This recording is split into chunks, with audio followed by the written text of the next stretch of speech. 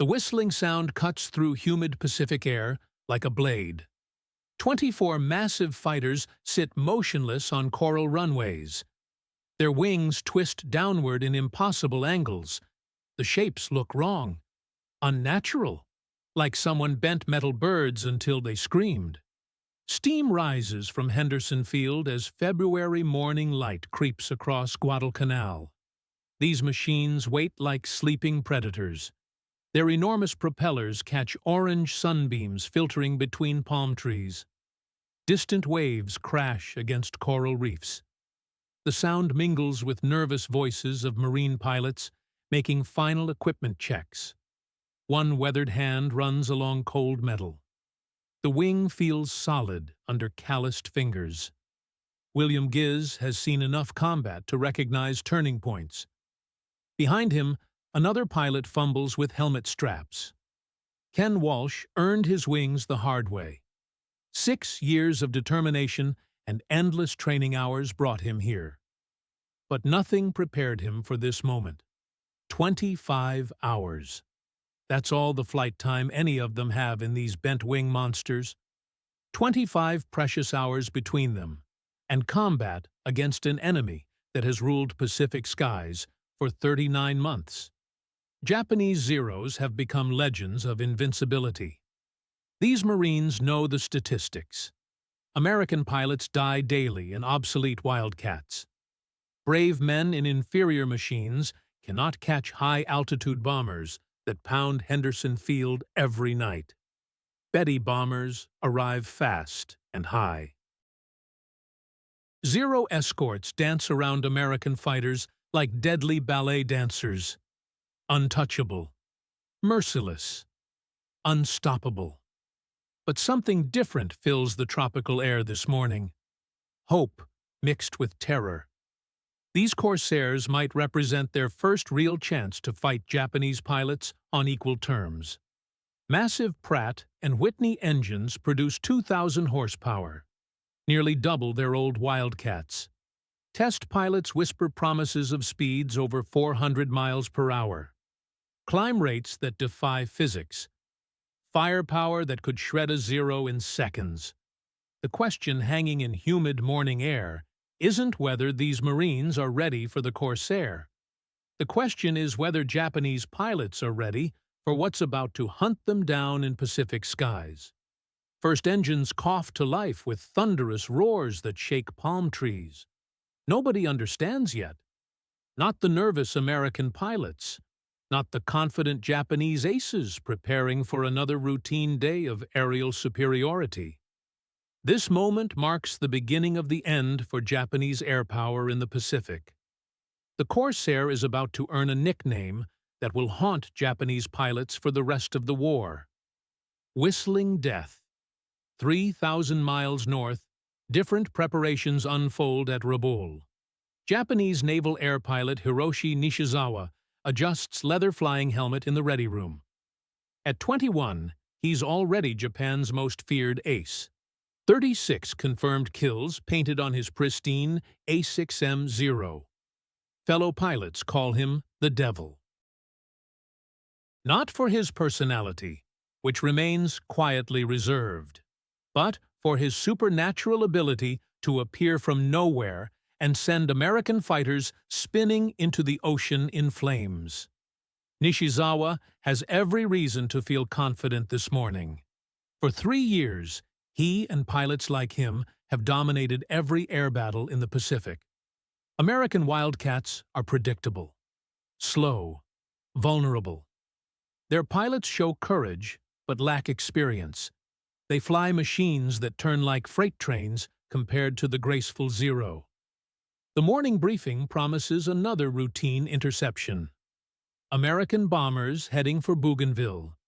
Same obsolete fighters providing escort. Easy targets that Japanese pilots have harvested for months.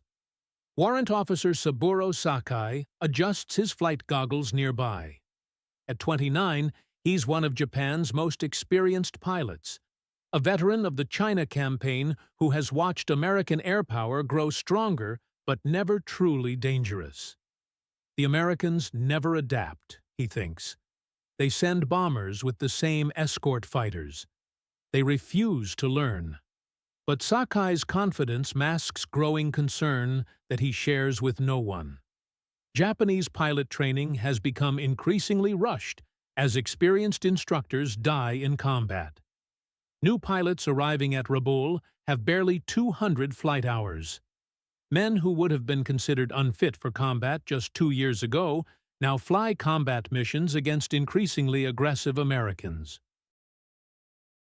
The Americans seem to have endless supplies of replacement aircraft and pilots. Still, the Zero remains supreme. Its ability to outmaneuver any American fighter at low speeds has become legendary. Nishizawa can put his Zero through turns that would cause American fighters to stall and fall like stones. The plane's 20mm cannon can tear the wing off a Wildcat with a single well-placed burst. Most importantly, the Zero's incredible range allows Japanese pilots to choose their battles. They attack when conditions favor them. They withdraw when they don't. Complete tactical control belongs to them. What none of these Japanese pilots gathering for the morning mission understand is that their technological advantage is about to evaporate in minutes.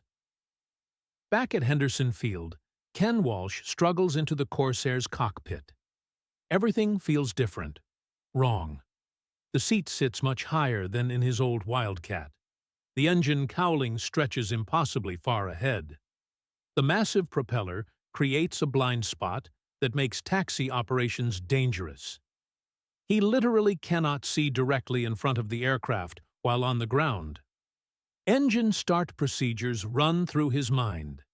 Sweating palms grip the checklist. The Pratt and Whitney double Wasp engine contains 18 cylinders, arranged in 2 rows of 9. Each cylinder is as large as a coffee can. When he hits the starter, the sound is unlike anything he's experienced. Deep, rumbling thunder that seems to shake the entire island. Major Giz's voice crackles through the radio. Clear instructions cut through static. Today they escort Army B-24s to Bougainville. Japanese fighters will come up to meet them, probably in superior numbers. Their job is simple: protect the bombers and learn what these birds can do in combat. What the Major doesn't say, what he can't say without destroying morale, is that they're essentially test pilots. They're flying experimental aircraft into combat. The Navy rejected the Corsair for carrier operations due to visibility problems and tricky landing characteristics. The Marines received them almost by accident, a consolation prize that might turn into a death trap. As the formation taxis toward the runway, the Corsairs create an otherworldly sound. Air intakes on their massive engines produce a distinctive whistling noise that carries for miles. Marine ground crews have already nicknamed it Whistling Death. They have no idea how prophetic that name will prove. Lieutenant Walsh feels the Corsair's power as he lines up for takeoff. The engine produces so much torque, it tries to pull the aircraft sideways during the takeoff roll. The acceleration is intoxicating and terrifying. Nothing in his experience prepared him for the raw power pressing him back into his seat as the bent-wing fighter leaps into tropical sky. Climbing through 10,000 feet, Walsh begins to understand what they've been given. The Corsair climbs like an elevator. It reaches altitudes that would take his old Wildcat twice as long to achieve. The controls feel responsive and powerful. The aircraft seems eager to fight despite its size and weight. But questions nag at every pilot in the formation. Will the Corsair's speed advantage overcome their unfamiliarity with it? Can they master its quirks before meeting Japanese aces who know every trick in aerial combat? Most critically, will their minimal experience in these machines prove fatal when the bullets start flying? As VMF-124 heads north toward Bougainville, Japanese radar operators begin tracking an incoming American formation. The routine report crackles across Japanese radio frequencies. 24 enemy fighters and bombers approaching from the southeast. Standard information for a standard intercept mission. What the radar operators don't report, what they cannot possibly know, is that the nature of aerial warfare in the Pacific is about to change forever. The engagement begins at 25,000 feet, 40 miles southeast of Bougainville. At exactly 1:47 in the afternoon, Hiroshi Nishizawa spots the American formation first, a familiar sight of lumbering B-24 bombers surrounded by escort fighters. But something immediately strikes him as wrong. The escort fighters look different, larger, with wings that bend in an unnatural gull shape. He's never seen anything like them. His radio crackles with uncertainty. Unidentified American fighters. New type. Unknown capabilities. Lieutenant Ken Walsh sees the Japanese Zeros climbing toward them like a swarm of angry hornets. 18 deadly aircraft flown by some of Japan's most experienced pilots. His heart pounds as he realizes this is it. The moment that will determine whether the Corsair is a game-changer or an expensive mistake. The Japanese attack comes with textbook precision. Nishizawa leads 6 Zeros in a high-speed diving attack. He expects the American fighters to turn toward them in the predictable defensive maneuver that has cost so many Wildcat pilots their lives. Every Japanese pilot knows the routine. The Americans will try to turn fight. The Zeros will outmaneuver them. The slaughter will begin. But something incredible happens instead. Major Giz doesn't turn toward the attacking Zeros. Instead, he pushes his Corsair's nose down and accelerates straight ahead. Walsh and the other Marines follow their leader's example. Suddenly, 18 Corsairs are diving away from the Japanese fighters at speeds that defy belief. Nishizawa watches in stunned amazement as the American fighters pull away from his diving Zeros like they're standing still. His Zero, considered the fastest fighter in the Pacific, tops out at 350 miles per hour in a dive. The strange new American fighters are easily doing 450 miles per hour and still accelerating. "Impossible," he whispers into his radio. "They're too fast." Walsh feels the Corsairs' incredible power as they dive past 400 miles per hour. The airframe remains solid and controllable at speeds that would tear apart his old Wildcat. Through his radio, he hears Major Giz's calm voice giving new orders. Level out and climb. They're going to show the Japanese what boom and zoom tactics look like. The Corsairs level out at 20,000 feet and immediately begin climbing back toward the Japanese formation. The massive Pratt and Whitney engines pull them upward at a rate that leaves Japanese pilots struggling to comprehend what they're witnessing. In less than 3 minutes, the Marines have regained their altitude advantage and are positioning for their own attack. Saburo Sakai, flying wing position with Nishizawa, feels a cold knot forming in his stomach. In 3 years of combat, he has never seen American fighters that could outclimb a Zero. The new aircraft seem to violate everything he understands about aerial combat. They're large and heavy, yet they climb like rockets. They're single-engine fighters, yet they're faster than anything the Japanese have ever encountered. The Corsairs attack in pairs, diving from above at devastating speed. Walsh picks out a Zero below him and pushes his stick forward, feeling the aircraft accelerate past 450 miles per hour. The target grows rapidly in his gun sight. A beautiful, pristine A6M, painted in the green and gray camouflage of the Imperial Japanese Navy. At 300 yards, Walsh opens fire with all 6 50-caliber machine guns. The Corsair carries twice the firepower of his old Wildcat, and the effect is immediate and shocking. His first burst tears through the Zero's unarmored fuel tank. The Japanese fighter disappears in a ball of orange flames, so bright it hurts to look at. "Got one!" Walsh shouts into his radio, pulling up from his attack and climbing back to altitude. The maneuver would have been impossible in a Wildcat. The old fighter lacked the power to regain altitude after a high-speed diving attack. But the Corsair climbs away from the engagement area like it's rocket-powered. Nishizawa attempts to pursue the American who just shot down his wingman. But his Zero simply cannot match the Corsair's climbing performance. The American fighter pulls away vertically, gaining altitude until it's nothing more than a dot against the blue sky. For the first time in his combat career, Nishizawa feels helpless. The battle becomes a nightmare for the Japanese pilots. Every time they maneuver to attack the bombers, the Corsairs dive on them from above at impossible speeds. The American fighters hit like thunderbolts, firing devastating bursts from their 6 machine guns before climbing back to altitude faster than any Zero can follow. Warrant Officer Tetsuzo Iwamoto, Japan's third highest scoring ace, finds himself in a turning fight with a Corsair pilot who makes a critical mistake. The American tries to turn with the more maneuverable Zero, but even this advantage proves temporary. When Iwamoto gets on the American's tail and closes for the kill, the Corsair pilot simply pushes his throttle forward and accelerates straight ahead. The Zero cannot match the American fighter's speed in level flight. Iwamoto watches his target disappear into the distance. "They won't fight," he radios in frustration. "They refuse to engage properly."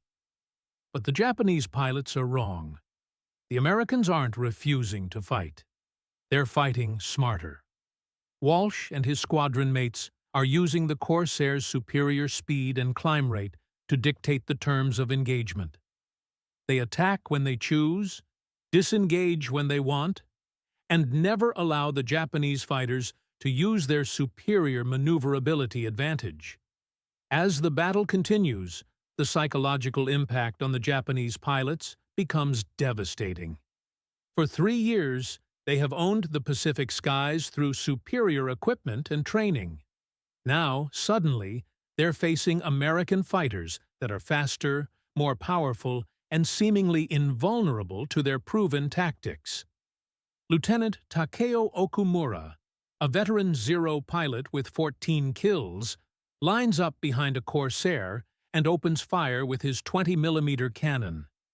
His first burst hits the American fighter squarely in the fuselage, strikes that would cripple or destroy any previous American fighter. But the Corsair absorbs the punishment without visible effect. The aircraft's rugged construction, designed for carrier operations, proves nearly impervious to damage that would be fatal to the lightweight Zero. The American pilot, Lieutenant Robert Hansen of VMF 124, feels the cannon shells strike his aircraft but maintains control. His Corsair shudders under the impact but continues flying. In his old Wildcat, those hits would have sent him into the ocean. The Corsair's armor plating and robust design save his life. Hansen rolls his damaged Corsair into a shallow dive and accelerates away from his attacker. Okumura follows, pushing his Zero to maximum speed, but the damaged American fighter still pulls away effortlessly.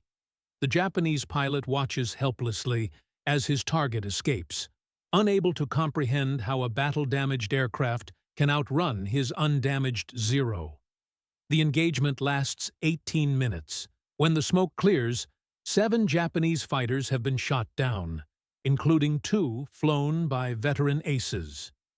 The Americans lose 1 Corsair, not to Japanese fighters, but to ground fire from Bougainville's anti-aircraft guns. The B-24 bombers complete their mission untouched, protected by escorts the Japanese cannot catch or outfight. As the surviving Zeros limp back to Rabaul, the Japanese pilots sit in stunned silence. Everything they thought they knew about aerial combat has been turned upside down in less than 20 minutes. Nishizawa stares at his fuel gauge, and realizes something that chills him to the bone. For the first time since Pearl Harbor, Japanese pilots are afraid of American fighters. The radio reports flooding into Japanese headquarters at Rabaul that evening tell a story that senior officers refuse to believe. New American fighter. Unprecedented speed. Cannot be engaged effectively. The words seem impossible to experienced commanders who have watched their pilots dominate Pacific skies for 3 years. But Lieutenant Ken Walsh sits in his quarters on Guadalcanal, cleaning his goggles with hands that have finally stopped shaking, and knows that everything has changed forever. In 18 minutes of combat, he witnessed the balance of air power shift decisively toward the Americans. The Corsair isn't just a new fighter. It's a revolution in aerial warfare that renders Japanese tactics obsolete overnight. "We couldn't catch them," Hiroshi Nishizawa confides to Saburo Sakai as they walk across the darkened runway at Rabaul. For the first time in his career, Japan's greatest ace sounds defeated. They decided when to fight and when to run. We couldn't force an engagement on our terms. This psychological transformation proves more devastating than the physical losses. Japanese pilots who once approached every engagement with supreme confidence now face terrible uncertainty. What if American technology has finally caught up with Japanese skill? What if their advantage has disappeared forever? The impact ripples through the Pacific War with shocking speed. Within weeks, reports pour in from across the theater of strange new American fighters that refuse to be caught or outmaneuvered. Japanese pilots begin developing what flight surgeons will later recognize as combat fatigue. Not from exhaustion, but from the stress of facing an enemy they cannot defeat with proven tactics. Ken Walsh returns to combat 2 months later and shoots down 3 Zeros in a single engagement, becoming the first Corsair ace. His victory represents more than personal achievement. It symbolizes the technological revolution that will carry American forces across the Pacific to Japan itself.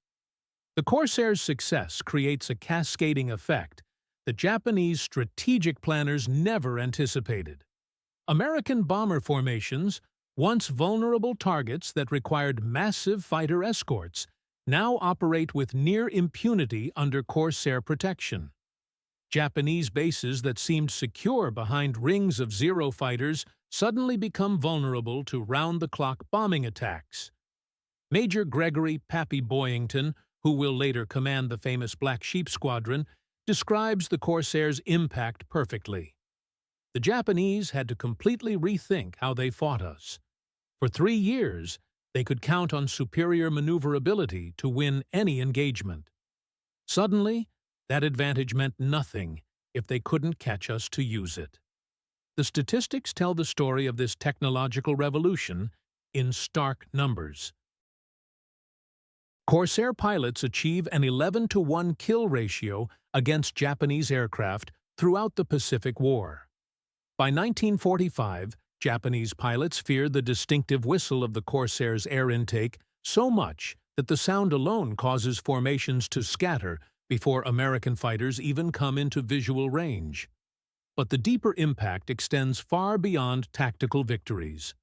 The Corsair demonstrates that American industrial might can not only match Japanese innovation, but surpass it decisively. The aircraft represents everything Japan cannot compete with. Massive engines requiring rare metals. Precision manufacturing demanding advanced industrial techniques. Design philosophies that prioritize pilot survival over aircraft weight.